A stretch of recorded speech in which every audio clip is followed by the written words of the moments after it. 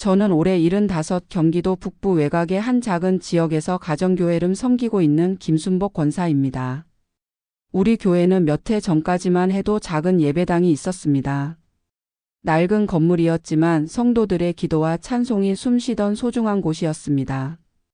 하지만 교회 재정이 바닥을 드러내고 관리비와 전기세마저 감당하기 힘든 지경에 이르면서 결국 예배당을 정리하고 목사님 댁으로 예배 처소를 옮기게 되었습니다. 그날 목사님은 조용히 말씀하셨습니다. 건물은 없어졌지만 예배는 계속되어야 합니다. 그 말이 제 마음에 오래 남았습니다. 그 후로 우리는 매주 목사님 사택 거실에 모입니다. 성도는 7분, 대부분이 80을 훌쩍 넘기신 어르신들이고 저 혼자만 75이라 젊은 권사 소리를 듣습니다. 목사님은 올해로 68이고 주일 아침이면 직접 차량을 운행하여 교인들을 모시고 옵니다. 오래된 스타렉스 한 대에 교회 팻말을 붙이고 동네를 돌며 한 분 한 분을 태우고 오시는 그 모습은 제게 말씀보다 더 큰 설교입니다. 목사님이 한 달에 받는 사례비는 이제 형식에 가깝고 교회 계좌는 어르신들의 손때 묻은 작은 헌금으로 겨우 유지되고 있어 따로 사례를 챙겨드릴 수 없는 형편입니다. 그걸 알기에 저는 예배 후 식사만큼은 꼭 정성껏 준비하려 합니다. 주일이면 일찍 일어나 쌀을 씻고 국을 끓이고 반찬을 볶습니다. 직접 담근 김치, 계란말이, 작은 고기 반찬 하나라도 빠지지 않게 하려고 애씁니다. 집에서부터 반찬통을 여러 개 바리바리 챙겨와서 예배가 끝난 후 목사님 댁 부엌에서 상을 차립니다. 예배당이 아닌 거실이지만 저는 그 식탁이 주님의 성찬상이라는 마음으로 준비합니다. 설교가 끝나고 축도를 마친 뒤 성도들이 식탁 앞에 둘러앉으면 저는 행복합니다. 이 순간이 바로 하나님의 임재를 가장 깊이 느끼는 때이기 때문입니다. 어르신 한 분이 밥 숟가락을 드시며 권사님 밥이 너무 맛있어 하고 말하실 때 저는 말없이 고개를 숙입니다. 그 한마디가 한 주의 피로를 씻겨줍니다. 처음엔 저도 이 교회를 떠나야 하나 고민한 적도 있습니다. 인근에 젊은 목사님이 심호하는 교회도 있고 여러 사역이 활발한 교회들이 있습니다. 하지만 제 마음은 매주 다시 붙잡힙니다. 목사님의 등에서 느껴지는 책임감, 어르신들의 떨리는 찬송 소리, 그리고 예배 후 함께 나누는 밥 한 끼 속에 담긴 깊은 신앙의 뿌리를 보며 저는 이 자리를 쉽게 놓을 수 없습니다. 그리고 무엇보다 누군가는 이 교회를 떠받쳐야 한다는 절박함이 저를 일으킵니다. 목사님은 요즘 들어 자주 말씀하십니다. 이제 저도 은퇴가 얼마 안 남았습니다. 그때까지는 꼭 함께 해주세요. 그 말씀을 들을 때마다 제 마음 깊은 곳에 기도가 시작됩니다. 하나님, 제가 이 사역을 끝까지 감당할 수 있도록 힘을 주세요. 예배가 무너지지 않도록 저를 사용해 주세요. 예배당은 없어졌지만 예배는 살아 있습니다. 찬양을 드리는 방도, 기도를 올리는 식탁도, 말씀을 붙드는 거실도 하나님께서 기억하시는 예배의 처소입니다. 누군가 보기엔 아무것도 없는 작은 모임일지 모르지만 저는 압니다. 이 자리야말로 하나님께서 가장 가까이 임하시는 거룩한 성소임을. 그리고 저는 여전히 이 사명을 붙들고 또 한 주를 준비합니다. 제 삶의 마지막까지 이 예배가 멈추지 않기를 바라며. 주일이 가까워질수록 마음이 무거워질 때가 있습니다. 어르신들 한 분 한 분의 건강이 늘 걱정이 되고 특히 요즘처럼 날씨가 추워지거나 비가 오는 주간이면 한 분이라도 예배에 빠지실까봐 걱정이 됩니다. 이른 아침부터 국을 끓이며 속으로 생각합니다. 이번 주에도 다들 무사히 오실 수 있을까? 목사님 차량은 고장 안 나려나? 내가 준비한 밥이 입에 맞을까? 그렇게 조용히 아침을 준비하다 보면 문득 이 일을 언제까지 할 수 있을까 하는 생각이 들곤 합니다. 팔에 힘이 빠지고 계단을 오르내릴 때, 숨이 가빠지는 날이면 저도 이제는 몸이 예전 같지 않다는 걸 인정하게 됩니다. 그러다가도 예배 시간이 되어 거실 문이 열리고 어르신들이 하나둘씩 들어오시는 모습을 보면 또 금세 마음이 달라집니다. 허리 굽은 몸을 간신히 이끌고 오시면서도 손에 찬송가와 성경을 꼭 쥐고 계시는 모습. 귀가 어두우셔도 찬송 부를 때는 누구보다 큰 목소리로 따라 부르시려 애쓰는 모습. 기도 중에 손을 모아 조용히 눈을 감으시는 모습 하나하나가 제게는 고백 같고 증언 같습니다. 하나님께서 지금도 이 예배를 기뻐하고 계신다는 것을 저는 그분들의 얼굴에서 확인하게 됩니다. 목사님도 늘 말씀은 안 하시지만 가정교회 사역이 쉽지 않다는 걸 누구보다 잘 압니다. 오가는 길도 본인이 직접 운전하시고 예배 후엔 거실을 치우고 다음 주를 준비하는 모습에서 그 고단함이 묻어납니다. 특히 요즘 들어 목사님의 말수가 줄고 자주 멍하니 창밖을 바라보시는 걸 보면서 제 마음도 덩달아 숙연해집니다. 목회자로서의 마지막 사명을 이 조그만 거실에서 묵묵히 감당하고 계신 걸 저는 누구보다 가까이에서 보고 있기 때문입니다. 그런 목사님을 보며 제 안에도 하나의 책임감이 더 깊어집니다. 목사님이 끝까지 이 예배를 감당하실 수 있도록 내가 옆에서 도와야 한다. 때로는 그 무게가 버겁기도 하지만요. 어느 날 문득 목사님이 제가 만든 된장찌개를 드시며 한마디 하셨습니다. 권사님, 이 찌개는 오늘 제 설교보다 더 은혜가 되네요. 그 말에 웃음이 터졌고 동시에 눈물이 고였습니다. 목사님이 위로를 받으시는 그 순간 제 손끝에서 하나님의 일이 일어나고 있다는 걸 느꼈습니다. 겉보기엔 평범한 한 끼 식사지만 그 안에 담긴 사랑과 수고는 그 어떤 설교보다 진하게 마음에 닿을 수 있다는 걸 저는 이제 압니다. 그날 이후 저는 예배 준비가 단지 의무가 아닌 기회라는 생각을 하게 되었습니다. 내가 할 수 있는 최선을 다해 예배를 준비하고 성도들의 영혼을 돌보는 일. 그것이 지금 내가 하나님 앞에서 드릴 수 있는 가장 아름다운 순종이라는 것을.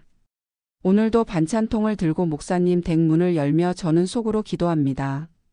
하나님, 이 좁은 거실에서 드리는 예배가 하늘에 닿게 해주세요. 우리 목사님과 어르신들의 믿음을 통해 주님이 영광 받으시길 원합니다. 그 기도를 붙들고 다시 부엌으로 향합니다. 힘은 들지만 여전히 감사한 마음으로 섬기겠습니다. 라고 다짐해 봅니다. 평일 제 하루는 전도지를 돌리는 일로 시작합니다. 사탕을 하나씩 붙인 전도지를 가방에 넣어 저는 동네 이 골목 저 골목을 걸어 다닙니다. 하루 한두 명이라도 만나서 하나님이 당신을 사랑하십니다. 라는 말을 전하면 그것으로 충분하다고 생각하며 걷습니다. 사람들은 점점 교회를 멀리하고 말씀을 낯설어 하지만 저는 그 안에 하나님의 생명이 담겨 있다고 믿습니다. 전도를 한다고 해서 무슨 열매가 보이는 것도 아닙니다. 대부분은 바쁘다며 지나가고 어떤 날은 괜한 오해를 사서 마음이 상할 때도 있습니다. 그래도 그 다음 날이 되면 저는 다시 길을 나섭니다. 하나님이 제게 주신 사명이 이 전도의 걸음에 있다고 믿기 때문입니다. 주일 예배만으로는 부족하다는 생각에 저는 평일에도 시간을 내어 어르신들의 집을 찾아갑니다. 허리가 아프시다고 하신 장권사님 댁엔 파스를 챙겨 들고 가고 혼자 식사하시기 어려운 권사님 댁엔 직접 반찬을 담아 가져다 드립니다. 그렇게 안부를 묻고 건강 상태를 살피는 시간 속에서 저는 자연스럽게 말씀을 나눕니다. 오늘은 이사야 말씀 한 구절 읽을까요? 조용히 성경을 펴고 가정 예배를 드릴 때 그 집 거실은 어느새 예배당이 됩니다. 찬송가를 천천히 부르고 짧은 말씀을 나눈 뒤 손을 잡고 기도하면 어르신들의 눈엔 눈물이 맺히고 저도 모르게 숨죽여 아멘을 외칩니다. 병환으로 교회 출석이 어려운 분들이 계실 땐 이런 가정 예배가 그분들에게는 한 주의 유일한 예배가 됩니다. 그리고 저는 그 예배가 하나님께서 기뻐 받으시는 향기로운 제물임을 믿습니다. 목사님은 늘 예배당이 아니어도 어디서든지 예배는 드릴 수 있습니다. 라고 말씀하시는데 저는 그것을 제 발로 확인하고 있습니다. 작은 마을 안에서도 복음은 계속 흐르고 있고 주님은 여전히 사람들의 마음을 두드리고 계십니다. 어느 날은 오랜만에 찾아간 집에서 어르신이 손을 꼭 잡으시며 그러셨습니다. 권사님, 오늘 같이 기도하니까 숨이 트이네요. 혼자 있으면 너무 외로운데 예배를 드리니 다시 살아나는 기분이에요. 그 말에 저는 가슴이 뭉클했습니다. 아무도 보지 않아도 알아주지 않아도 하나님은 이 모든 걸 보고 계시다는 확신이 들었습니다.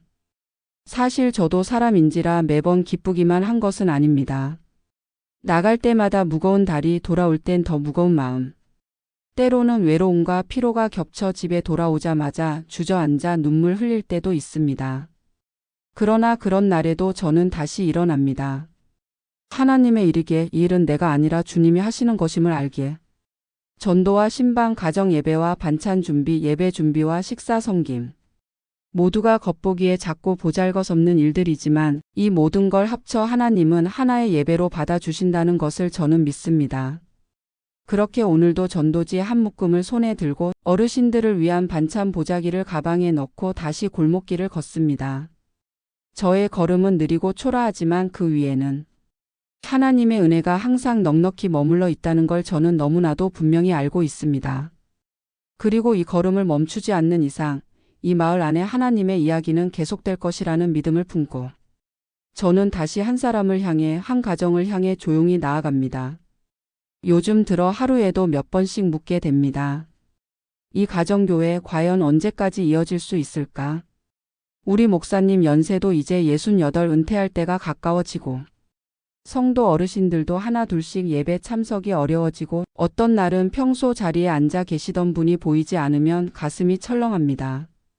혹시 무슨 일이 있으셨나 싶어 안부 전화를 드리고 집을 찾아가 뵈면 그분도 조용히 말씀하십니다. 집을 나서기가 힘이 들어서 이젠 예배 가는 것도 일이야, 권사님. 그런 말을 들을 때면 마음 한켠이 시려오고 오래전 함께 찬양 부르던 시간들이 스쳐 지나가며 눈물이 맺힙니다. 이렇게 조금씩 멀어지고 사라져가는 모습 속에서 때로는 저도 현실을 부정할 수 없습니다. 우리 교회가 이 예배가 언젠가는 끝이 나는 것이 아닐까 하는 두려움이 문득문득 몰려옵니다. 다음 세대도 없고 후임 목회자도 없는 이 조그만 모임이 언제까지 버텨낼 수 있을지, 누가 이 사명을 이어갈 수 있을지 생각하면 마음이 텅 비는 것 같습니다.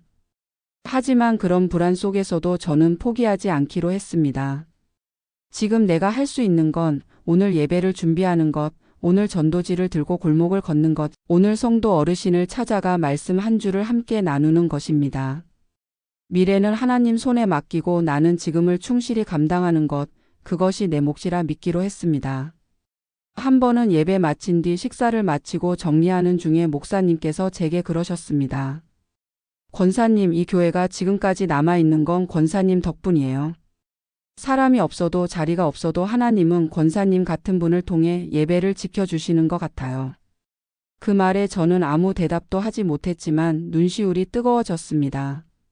나 혼자서 감당하고 있다는 외로움이 늘 마음 한구석에 자리하고 있었지만 그 말 한마디가 저를 다시 일으켜 세워주었습니다. 혼자 섬기는 것 같지만 하나님은 그 모든 걸 보고 계셨고 때로는 목사님의 입을 통해 때로는 성도의 따뜻한 손길을 통해 저를 붙들고 계셨습니다. 그래서 저는 오늘도 예배당 대신 거실을 정리하고 밥솥을 열어 밥을 푸고 반찬 뚜껑을 하나하나 열어 상을 차립니다. 찬송가를 꺼내고 말씀을 준비하며 속으로 기도합니다. 하나님, 오늘도 이 예배가 주님 앞에 올려지게 하소서. 내게 힘을 더하셔서 이 사명을 끝까지 놓지 않게 하소서.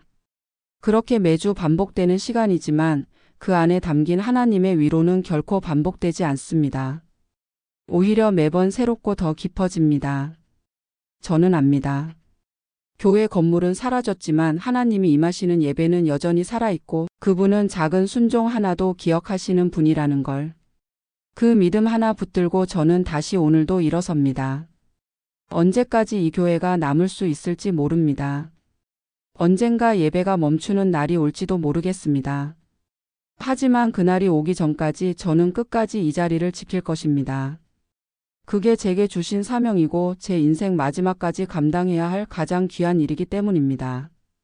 하나님이 허락하시는 날까지 저는 이 좁은 거실에서 올려지는 찬양과 기도를 지켜갈 것입니다. 예배가 멈추지 않도록, 믿음의 불씨가 꺼지지 않도록 오늘도 묵묵히 제 자리를 지킵니다. 그리고 제 마음 깊은 곳에서 고백합니다. 주님, 제가 여기 있습니다. 이 작은 교회를, 이 마지막 예배를 위해 저를 계속 써 주옵소서.